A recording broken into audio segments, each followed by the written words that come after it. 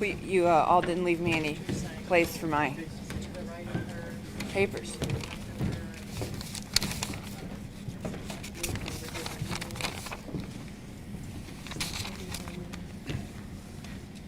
All right.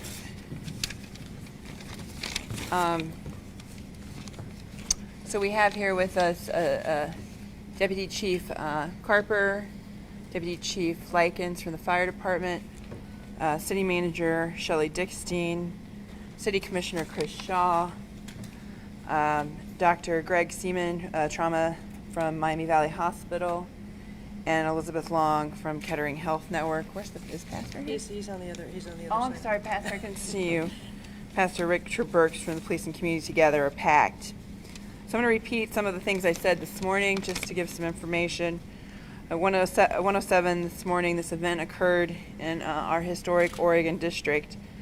The suspect was wearing body armor and used an AK-like gun assault rifle, .223 caliber with high-capacity magazines, and he had additional magazines with him as well. We had 10 fatalities, including the shooter. That number is still the same from this morning. We have had, the hospitals have had 27 people treated and 15 discharged as of 10 o'clock this morning. In less than 1 minute, Dayton first responders neutralized the shooter. I'm just still completely amazed at the heroic nature of our police department, where they did a first aid, stopped a shooter with under a minute, and so we're grateful for their service. If you are a family or friend of a victim and have questions, you can call 937-333-8430 or come to the convention center. And if you have any information on the incident, as this incident is ongoing, please call 937-225-6217. We are grateful for all of the supporters and folks helping us from the American Red Cross, GDAHA, the FBI, ATF, etc. The community blood bank is supporting the hospitals, and we are working with them to set up a blood donation opportunities. We will have more information about that in the coming hours. At 8 p.m. tonight, the community will hold a vigil for the families and those that have lost their life. We'll have a location for you again in the coming hours. The Oregon District will be open coming this afternoon in the early afternoon. Okay. I'm going to let some folks speak and then we'll do questions. First, I'd like to have Dr. Seaman come forward and make a few more remarks. Thank you, Mayor Whaley. Again, I'm Dr. Greg Seaman. I'm a trauma surgeon at Miami Valley Hospital, which is the Level 1 trauma center for the greater Dayton region. Our facility activated our mass casualty incident plan around 1:30 a.m. this morning in association with the mass casualty incident here in downtown Dayton. That mobilized our entire team. Our facility received a total of 16 patients, of which 12 have already been treated and released.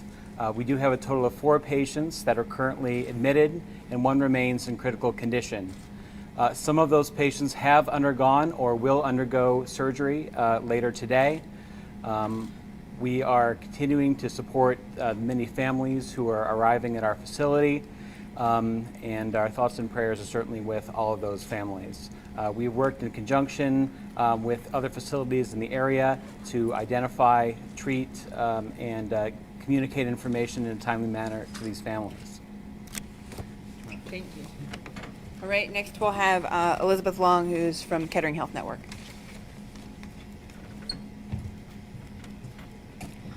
Good morning. Kettering Health Network is a health system with 9 hospitals. We received patients at 3 of our 9 hospitals. Grandview Medical Center, which is in Dayton, received the most. We had 9 people treated. 7 were brought in by squad and 2 walked in. Of those 9 patients, 3 are in serious condition, 3 are in fair condition, and 3 were treated and then discharged. 2 were taken to surgery immediately. One person is still being considered for surgery. The injuries ranged from gunshot wounds to the lower extremities to abdominal wounds. One person came in for a laceration to a foot that happened during the chaos right after that incident. At Kettering Medical Center, our flagship hospital, one person was brought in and is in serious condition. And at Soin Medical Center, 2 people were brought in and were treated and then released. We want to commend our hospital staff, all the way from our ER physicians and nurses and technicians to the people who came in right away when we called the code yellow, alerting people that we needed backup. We just want to commend them for the great job they did. Also commending City of Dayton Police and first responders. So we know they're on the first line, and they're the first line of treatment for people coming in. So we just wanted to commend them for a job well done. Thank you, Elizabeth. Next, we have an organization that we work with when we have incidents called Police and Community Together, or clergy, I'm sorry, thank you. Police and Clergy Together. Pastor, I'm having a hard time. Your prayers, please. And so we'd like to have Pastor Burks come forward and say a few words about the clergy's perspective. Thank you, Mayor. First, we just want to say, as already been stated, our prayers and thoughts are with all the victims and their families. Second, we do want to just really acknowledge the police department, Dayton Police Department, their quick response. We're very thankful for that, and first responders. On behalf of PAC, we just want to let the community know that we've been here from the start. We've been counseling family members. We have a variety of resources. We are here and we will remain here. So we just want to let you know that this is a community effort, and we're doing everything we can to help out in a situation like this. Thank you, Pastor. Okay, guys, questions? Yes.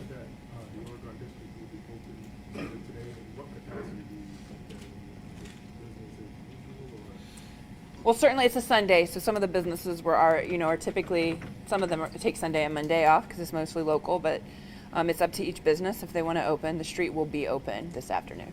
Mayor, say to folks who might be hesitant to go back down to the Oregon District. Look, the Oregon District is one of the safest places in the whole region.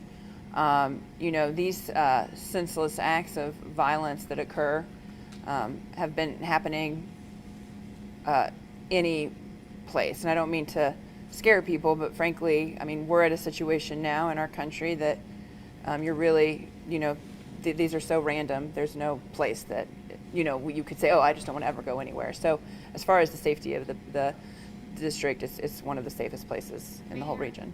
Is anyone that's still in the hospital considered life-threatening? I don't think we have that information yet. As we get more updates, we'll continue to update you. Mayor, what can you tell us about the initial confrontation? Were there some security members from some businesses in the Oregon District who actually either recognized the shooter or noticed something out of place and went out and confronted the shooter before he could get in those businesses? We don't have any of that information to report on yet at this time. As we continue to get information about the shooting, we will certainly tell you, but we don't have any of that information yet. Have you personally been able to talk to the victims' families today? I have not. We've had folks that have been reaching out to victims as they've come in, and I plan on meeting with those that are able. I mean, they're going through a very difficult time in the coming hours. Have all the victims' families been notified now? Do we know that? Don't know that for certain. We don't know that for certain. We're in the process of that. Now that this has sunk in a bit, what are your thoughts personally? Look, I mean, Dayton has gone through a really tough year. 3 months ago, early in the morning, the day after Memorial Day, I think we had not quite this many cameras, but a discussion about 14 tornadoes that ravaged our city. And now to, be awakened in the middle of the night to a mass shooting and the 250th shooting in our country this year happening in Dayton. What really goes through my mind is one seems completely preventable, and I just question, when is enough enough? And so, as we're continuing to do everything we can for the victims, for our community, for families, that's where our focus is, and it will continue to be there. And I continue to be amazed about the grit and resiliency of this community, the challenge that it has taken on just in the past few months, and the love and support that comes from people is something that keeps me going as mayor and makes me so proud to do this work. Never think it's going to happen. Can you tell us how many shots were fired in the Oregon district? And can you tell us what end did the shooter come in? Was it from Patterson or from Wayne? Just stand next to me, Debbie. Hi, I can, at some point, we'll be able to tell you exactly how many shots were fired by officers and exactly how many shots were fired by the suspect, but I can't give you that information just yet. There were multiple rounds. What about the direction? Had he walked in, drove in? Yeah, we'll get to more details at a later conference, but for this conference, I can't release that just yet. We're still early in the investigation. Where he's from, what about the shooter himself? Where he's from, have you identified he's from Dayton or Miami Valley? We have identified the suspect, and we will get that information to you soon.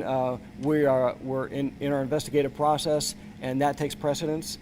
We understand that the public wants to know who this person is, and that will be released. And obviously, we're working very hard to give the public an answer as to what the motivation might have been for this event. There's no explaining chatter about an accomplice. Did you guys hear anything about that, or did you investigate a second shooter? We're investigating all information, all leads, and we'll go where the evidence takes us. At this point, we're aware of one shooter. What type of gun was used? You called it an AK style weapon. Is it fully automatic, semi, bump stock? Was there more than one gun? We'll get more of that information to you. I can tell you, like the mayor said earlier, this was a 223 rifle with a high capacity magazine and extra magazines on his person. There are other events happening tonight in this area. Is it considered safe to come to those concerts? Yes, of course. We have just like we have police support quickly in the district. We'll continue to have folks around. And look, we're pleased. We know the community wants to come together. So for this 8 p.m. vigil, we know we'll have that site coming. There was about, I was in the Oregon district at Ned Pepper's Friday. There's probably. What were you doing there? I can't think. There were probably 8 officers in and around Ned Pepper's and Newcomb's. How many officers were there the same amount of officers last night as there was Friday? You should just stay by me. I will. There were several officers who were working in the Oregon district in the immediate vicinity, which is, we're all very fortunate that they were there and they were able to shorten this timeline of violence to less than a minute. And we regularly have officers specifically assigned to the Oregon district. It's a high concentration of people, and we want to make sure that everybody stays safe. So that's our goal. So that's why we typically have officers patrolling there, especially around the bar times. We know that you're limited as to what you can tell us, but you keep referring to a he, at least. Can you tell us man, woman, young, old, race, anything? We'll get more information to you. Could you explain why you're not disclosing his identity, or the gunman's identity, I should say? Yeah, Yes. yeah, I can tell you the investigation, right now takes precedence over people knowing. Knowing immediately. The public will be told who this person is, and it's important for us to try to establish to try to identify all the evidence and possible motivation in this crime, because I think the victims, the families of the victims need to know that. So that's the priority. Have you seen in the last hour and a half any traces of possible hate crime? Notice that a lot of the families seem to be families of color. I have no information on that. Has his family been notified? I can't tell you that. The coroner's office provides a notification to next of kin. How many people Will come there to be the extra Family security Assistance tonight Center? in the Oregon District? There's always security in the Oregon District. How many people are coming to the Family Assistance Center, and what kind of help are they getting? I'm sorry? How many people come to the Family Assistance Center here, and what kind of assistance are they getting? I don't have a count on the number of people that have come. We've had a pretty steady group of folks coming in and out, and of course, as families are notified, we immediately make sure that they have the support that we can offer with coping and other issues, but also have to have a victim advocate for each family is put in place as well. Oh yes, I'm sorry, and thank you. And police and clergy together and PACT have been at every single one of these as well. What is the truth want the world to know, because you are on the forefront right now along with El Paso, Texas, about Dayton? Well, I think the most important thing for people to know is what a resilient and gritty city we are, and I use those terms affectionately. We have seen a lot of issues in our community, and what amazes me about this city, and this tragic incident is no different, is how quickly our community comes together, how our community is so connected, and how just the number of people want to do something. And we saw this in May after the tornadoes. We see this again today.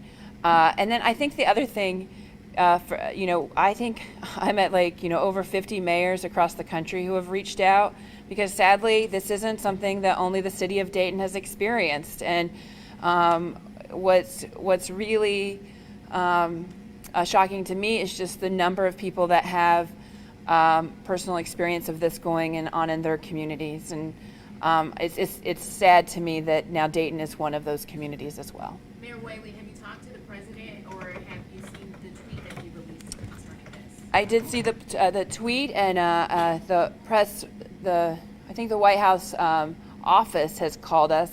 Correct? Yes, the White House office has called my cell phone. I was on another call at the time, but we have talked to the White House, but not the president specifically. I've talked to Senator Brown and Governor DeWine as well. Oh, I'm sorry, and I'm sorry. Thank you, Shelley. And Representative Turner has called me as well. Are you aware this is like a copycat from Saturday? I can't speculate on that, frankly. We'll have more information in the coming hours, and we'll, I don't want to speculate on any of Is the that. shooter from Dayton or from the Dayton area? I can't really communicate on that until we have a name for you guys. Can we have the doctor back up real quick? I do have one question about the shooting scene, if I can do that. Yes, you're like becoming a regular reporter for Dayton. Yeah. It's good to see you. Were the fatalities all on the street, on the sidewalk? Were there any fatalities in a club? Can you clarify that? Yeah, I can tell you all the fatalities were outside. And Correct. injuries? I can't speak to that just yet.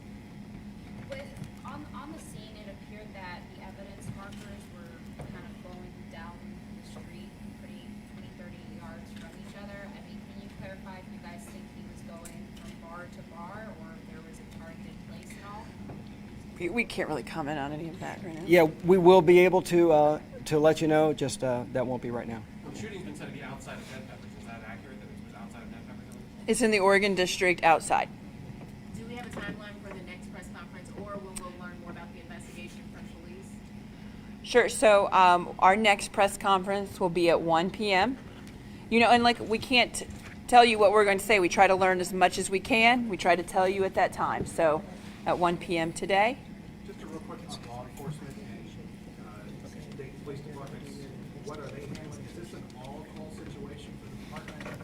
Is it, you guys have done a lot of the initial work and now the federal investigators handle it? What's kind of how are the tasks being handled now? And forgive me, I didn't catch the first part of that question. I will say this: the Dayton Police Department is conducting the investigation. We've had a lot of assistance from outside resources. FBI has been here from very soon after the incident occurred, and they've assisted with the investigation. So there are a lot of resources that other agencies and organizations have provided, and that will all be included in this investigation. I can also add that after the 1 o'clock, we are confident we'll have a news briefing at 3 o'clock where we can provide a little bit more information as far as the investigation goes. It may not be all the answers just yet, but we'll try to get as many to you as we can.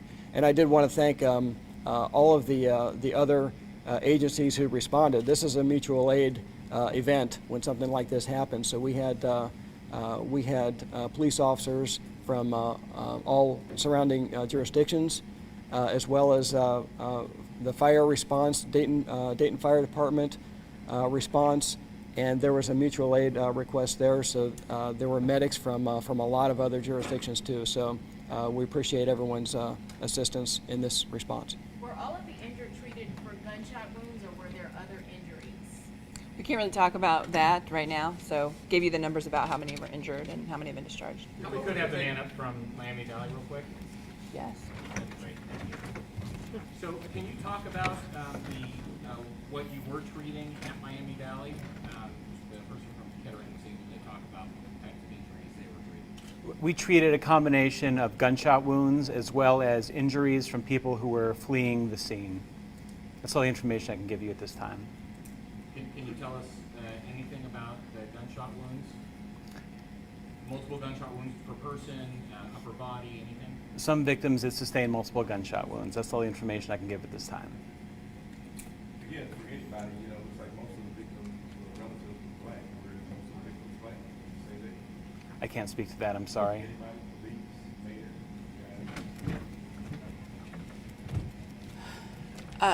We don't have like all of the information to share with you. I think preliminary, it seems to be a diverse group of people. what about the deceased? I mean about the deceased. It's a diverse group of people. Yeah, we'll have that later in the afternoon.